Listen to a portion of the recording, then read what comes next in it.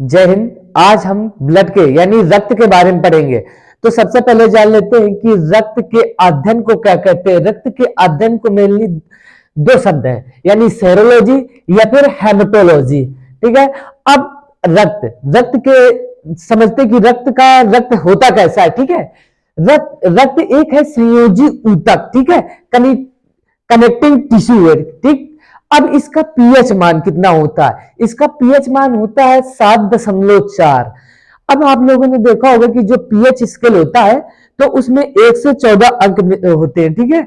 जो 1 से 7 तक होता है यानी 6 तक, तो वो होता है अम्लीय। जो 7 होता है वो होता है न्यूट्रल।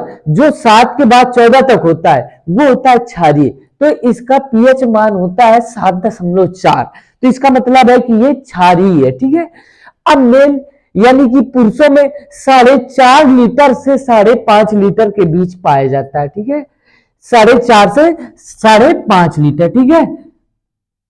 अब बात आती है कि फीमेल में क्या है, पुरुषों के अपेक्षा आधा लीटर कम पाया जाता है। शरीर के भार का यानी कि जो शरीर का भार होता है उसके 7% ब्लड पाया जाता है।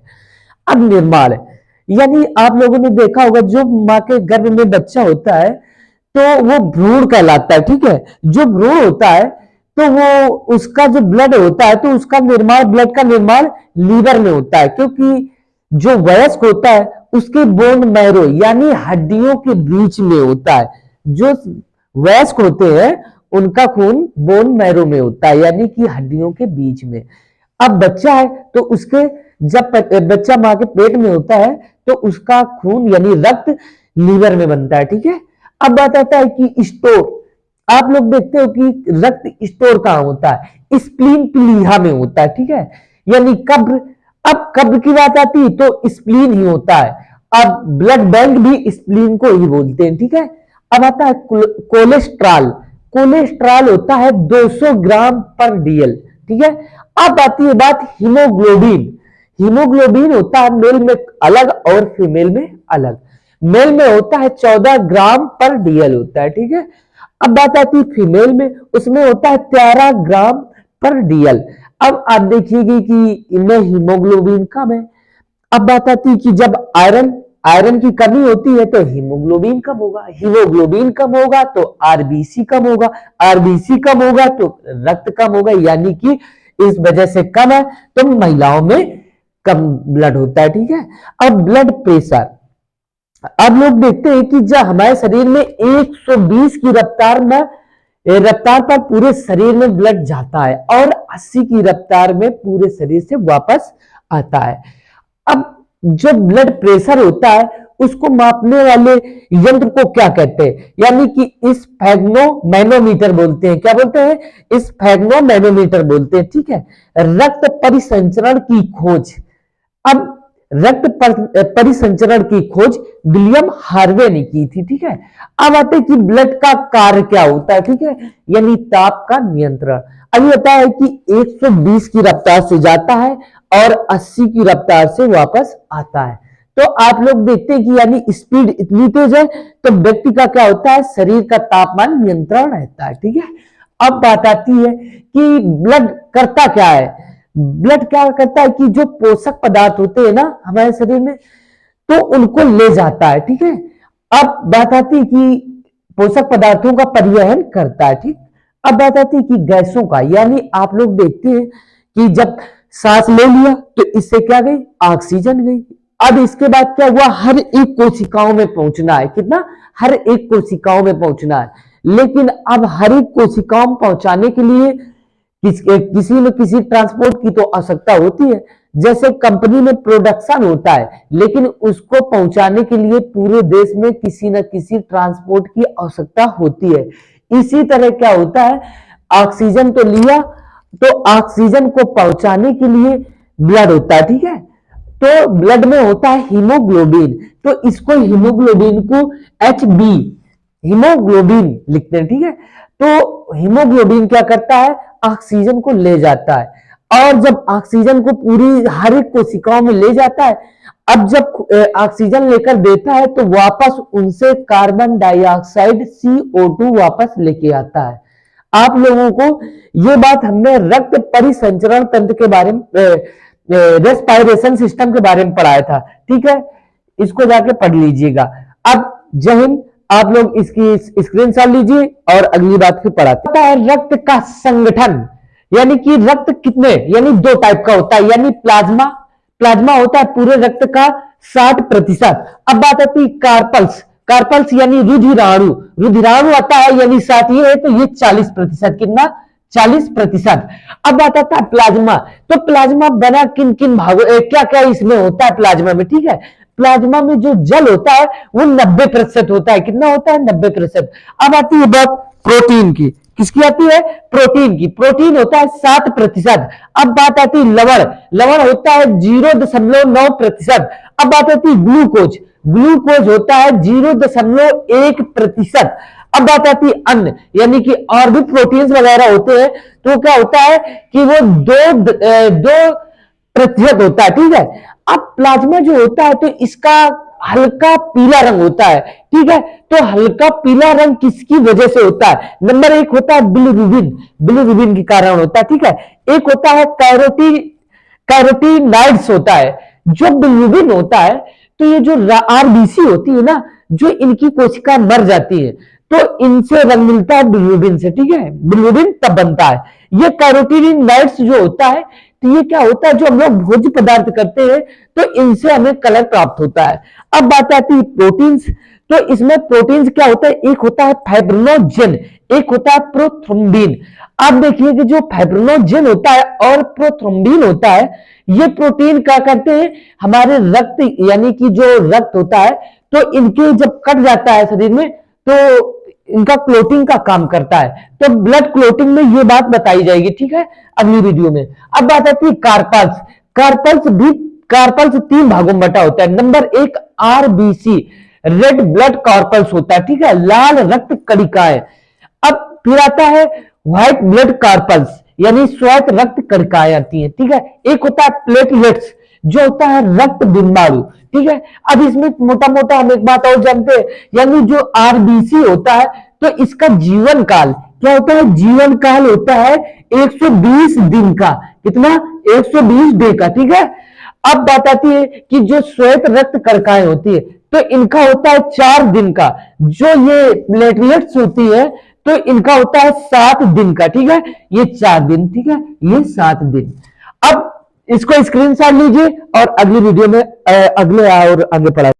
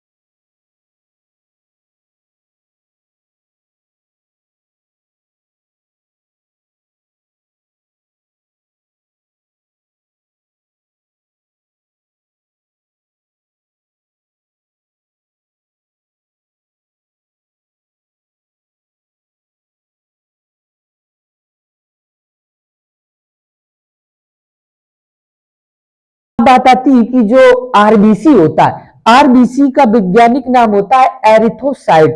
ठीक है, क्या होता है? एरिथ्रोसाइट। अब इसका आकार आकार इसका गोल पेड़े के जैसे होता है, लेकिन बीच में धसा हुआ होता है, तो इसे उभयतल बोलते हैं। ठीक है, अब ऊंचाई पर जाने पर, लेकिन कितनी ऊंचाई पर? 4200 मीटर ऊंचाई पर जाने पर आरबीसी का 30% वृद्धि हो जाती है, यानी आकार बढ़ जाता है। अब ये बेसिक सी बात है कि आकार बढ़ेगा तो ब्लड बढ़ेगा। ठीक है, अब आता है लाइसोसोम। तो आरबीसी के पास खुद का लाइसोसोम नहीं होता है। ठीक है, अब होता है केंद्रक।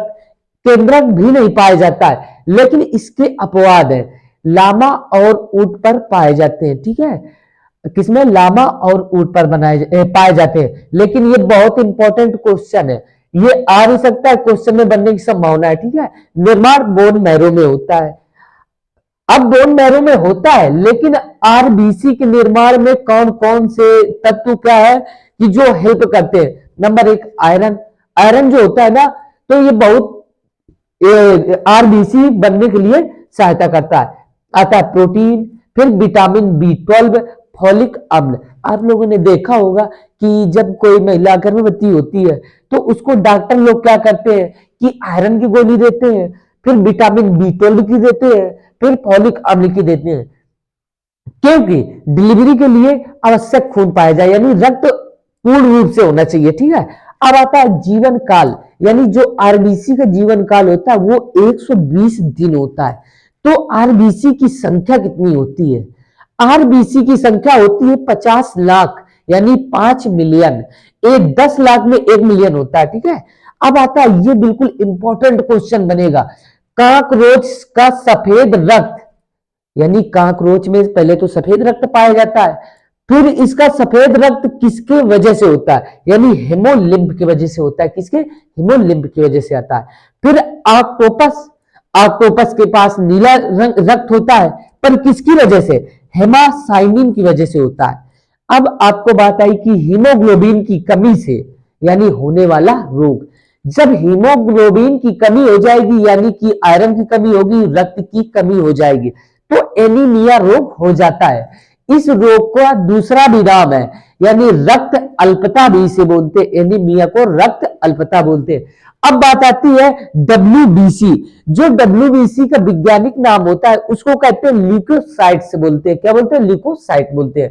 अब इनका आकार आकार अनिश्चित होता है, यानी कि अमीबा के जैसे होता है। ठीक है, अब बात आती है केंद्रक। इसमें केंद्रक पाया जाता है, रोगों से लड़ने की रक्षा, यानी जो आरबीसी होता है आप लोगों ने देखा होगा कि इसमें क्या होता है कि रोगों से या प्रतिरोगों से लड़ने की क्षमता होती है। ठीक है, अब आता है इसका जीवन काल। इसका जीवन काल होता है 4 दिन। अब आती है संख्या, इसकी संख्या 10,000 होती है। कितनी? 10,000। अब बात आती है कि जो आरबीसी में इतने ये सब पाए जाते हैं, यानी न्यूट्रोफिल्स पाया जाता है। तो न्यूट्रोफिल्स आरबीसी का 65% भाग पर न्यूट्रोफिल्स पाया जाता है। लेकिन न्यूट्रोफिल्स का वर्ग क्या होता है, यानी कार्य क्या होता है? जो हमारे शरीर में बैक्टीरिया जाते हैं उनको खत्म करता है। ठीक है, अब बात आती है बेसोफिल्स। बेसोफिल्स सबसे कम पाया जाता है, यानी 1% पाया जाता है। तो बेसोफिल्स का वर्ग क्या है, यानी कार्य?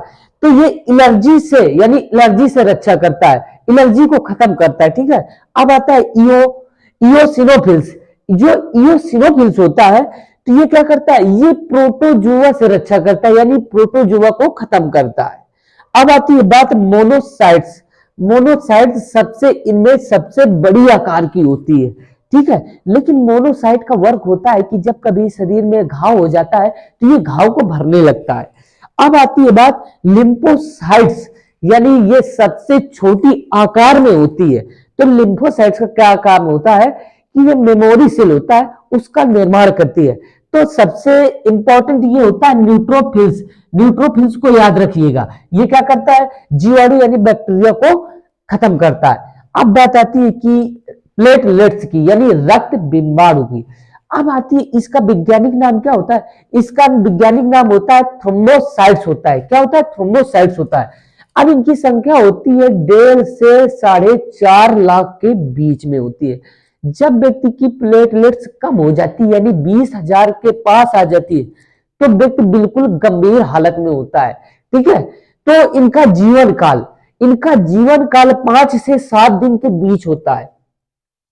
आप लोग देखते हो कि जो प्लेटलेट्स होता है, तो इनका आकार कैसा होता है? इनका आकार होता है उत्तल लेंस, यानी कि इस तरीके का होता है। ठीक है, अब बात आती है कि प्लेटलेट्स पाया किन में जाता है, यानी मैमल्स में पाया जाता है, स्तनधारी में, यानी कि पशुओं में और मानव में।